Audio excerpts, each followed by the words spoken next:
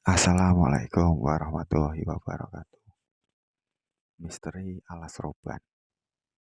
Benarkah ada warung gaib? Dan dua sosok ini jangan lupa membunyikan klakson ketika lewat di sana. Kabupaten Batang, Jawa Tengah disebut menyimpan beberapa mitos dan kisah mistis. Mulai dari warung gaib sampai mitos untuk membunyikan klakson jika lewat. Mitosnya alas roban dulu merupakan pembuangan mayat pada zaman Belanda. Alas roban merupakan bagian jalur Pantura yang terletak di Kabupaten Batang. Tersebut menghubungkan kota Batang dan Semarang. Konon alas roban merupakan salah satu jalur tengkorak di Jawa Tengah. Alas roban memiliki jalur menanjak berkelok sehingga saat berkendara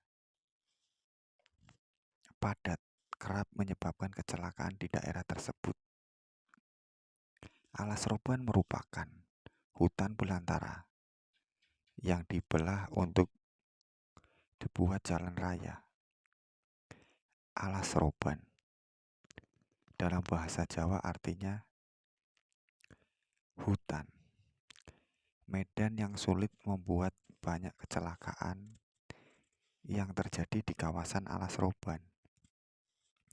Tak hanya karena kondisi jalan, kecelakaan di alas roban juga kerap dikaitkan dengan unsur mistis. Alas roban merupakan salah satu di antara beberapa tempat yang penuh cerita mistis di Batang. Jalur alas roban sudah ada sejak zaman kolonial atau penjajahan Hindia Belanda. Konon jalan ini dibuka dengan sistem kerja paksa yang diperlakukan tentara Hindia Belanda. Para pekerja disiksa jika tidak mau membelah kulit serta hutan. Untuk membuka jalan tersebut, dari kerja paksa itu tidak sedikit pekerja yang meninggal akibat kelelahan dan dibiarkan begitu saja. Rumor yang beredar lainnya, alas roban juga sebagai tempat pembuangan mayat oleh penembak misterius pada zaman Petrus. Jalanan alas roban dikelilingi pohon beringin putih yang dipercaya merupakan rumah para penunggu kawasan tersebut. Di alas roban juga terdapat sebuah selendang keramat yang dipercayai merupakan mata air bagi perkumpulan siluman wanita cantik. Beberapa waktu lalu, pengguna Twitter pernah menceritakan tentang cerita mistis yang dialami supir di alas roban. Suatu ketika ban motor supir tersebut kempes dan terpaksa berhenti. Motornya di pinggir jalan. Ia lalu menuju ke sebuah warung untuk beristirahat sebelum melanjutkan perjalanan. Di warung, sang sopir ini membeli kopi, gorengan, dan mie instan. Sopir itu juga sempat mengobrol dengan pemilik warung sembari menunggu siapa tahu ada temannya yang lewat.